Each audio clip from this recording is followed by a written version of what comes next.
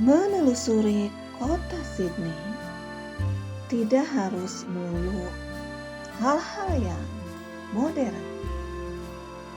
Di balik keramaian dan gemerlapnya kota ini, Sydney ternyata masih menyimpan wisata sejarah.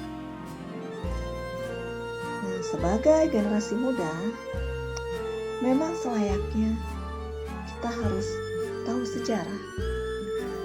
Di mana letaknya wisata sejarah Sydney ini? Kalau kamu sedang berada di kawasan Opera House atau di kawasan Sydney Harbour, kawasan ini bisa kamu tempuh dengan jalan kaki. Nah, nama tempatnya adalah The Rock. Seperti apa sih kawasan ini? Nah, kalau boleh aku menggambarkannya, jika kamu nih pernah berkunjung ke Kota Tua, Jakarta, kamu akan menemukan bangunan-bangunan zaman kolonial di Kota Tua ya. Ada bangunan bar, bekas bar, museum, bahkan ada bangunan yang difungsikan sebagai kafe. Seingat aku ya, di Kota Tua itu ada namanya Batavia Cafe. Nah, kalau kamu makan di sana, kamu akan disuguhi atmosfer tempo dulu dengan menu-menu makanan zaman dulu. Jadi saat masuk tuh aku ingat kayak ada bar. Nah, mungkin dulu ya kayak bule-bule Belanda itu biasa minum-minum di situ gitu kan. Terus ada foto-foto lama bergantung dengan suasana yang lokal. Nah, di The Rock ini sama seperti itu. Ada kafe-kafe, ada museumnya juga. Hanya saja, sepenglihatan aku gitu, di The Rock ini bangunannya jauh lebih tertata dan terawat. Dan tentunya lebih bersih. Nah, sama di The Rock ini juga bangunannya banyak yang difungsikan untuk kafe.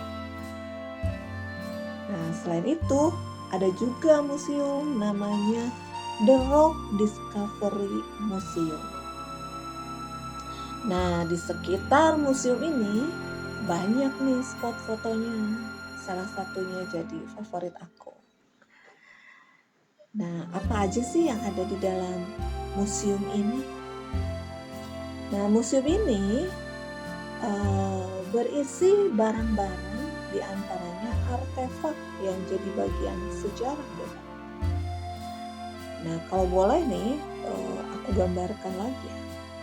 Ada alat-alat makan pada masa itu, botol-botol minuman, senjata, dan yang paling menarik itu tulisan-tulisan di batu. Nah, mungkin ini nih kenapa kawasan ini dinamakan The Rock, karena mereka masih mungkin masih banyak bahan-bahan dari batu ini digunakan. Museum ini kecil tapi cukup asik untuk dikunjungi. Jadi saat menelusurinya mengingatkan aku dengan filmnya The Flintstones. Berbicara tentang kawasan ini, konon dulunya kawasan ini merupakan pemukiman kumuh. Nah, kenapa kok bisa dibilang pemukiman kumuh? Bisa dibilang kawasan ini adalah kawasan para penjahat. Dari mulai pelacur, narkoba, itu semua ada di sini. Dan yang paling terkenal dari kawasan ini adalah tempatnya para gangster. Namanya adalah The Rock Push di era 1800 hingga 1900. Nah, kok bisa ya kawasan ini jadi kawasan gangster gitu kan? Setelah aku cari-cari info yang lebih tentang kawasan ini, memang di kawasan ini dulunya ada penjara. Jadi kemungkinan besar para penjahat dan para gangster itu adalah narapidana yang keluar dari penjara. Jadi mereka pastinya kan namanya keluar dari penjara itu bingung, gak ada pekerjaan, gak ada tempat tinggal, mungkin orang di lingkungan yang dulu juga tidak mau menerima. Ya akhirnya mereka bermukimlah di kawasan ini. Nah sayangnya aku tuh menelusuri sisa-sisa bekas penjara ini. Jadi aku sama sekali tidak bisa menggambarkannya. Nah, bicara tentang gangster The Rockpuss ini, kalian tuh bertanya-tanya gak sih kalau seperti apa sih para gangster itu? Kalau bayangan aku ya, itu seperti di film-film dengan jaket dan celana kulit hitam, bertato, beranting, mengendarai motor Harley dan membawa senjata. Itu persis seperti di filmnya Renegade zaman dulu. Nah, saking ngetopnya nih para gangster ini, seorang penyair kontemporer, Banjo Petersen, menggambarkan tentang penampilan gangster The Rockpuss ini melalui salah satu karya sastranya. Nih, sekarang aku mau bacakan ya buat kamu yang penasaran. Seperti apa sih para gangster itu? Orang-orang kecil yang kurus dan berwajah keras sebagian besar. Dan hampir tidak ada pria yang cukup besar di antara mereka. Mereka semua memakai pakaian malam push, celana hitam dengan bagian bawah lonjong, tanpa rompi, dengan mantel hitam yang sangat pendek, kemeja putih tanpa kerah, dan sal mencolok yang melingkari lehernya yang telanjang.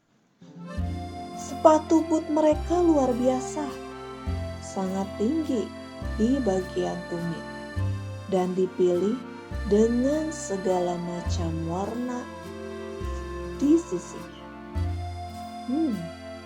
Seperti itu gambaran tentang gangster dari seorang penyair.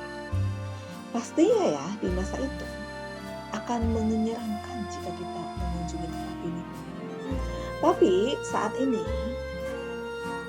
dipastikan yang namanya kawasan The Rock aman untuk dikunjungi dan asik untuk dijadikan tempat nongkrong.